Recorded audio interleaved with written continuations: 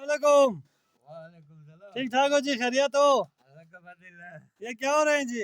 ये लकड़ यहाँ पे बहुत सर्दी लगता है तो इसलिए लकड़ियाँ जमा करके अच्छा जी। गिरा के जमा करके रखते हैं। तो अच्छा, लिहाजा ये लकड़ी जरूर सीखना ठीक है जी। चाहिए। अच्छा जी, ठीक। तो आप लकड़ी तोड़ रहे हैं?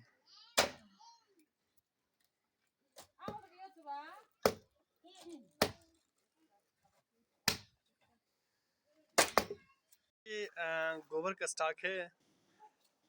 सर्दियों के लिए हमने इसको जमा किया है। यहाँ पर सियाचिन में सर्दियाँ बहुत सख्त होती हैं, तो लोग को अक्टूबर के महीने में ही लकड़ियों का इंतज़ाम करके रखते हैं।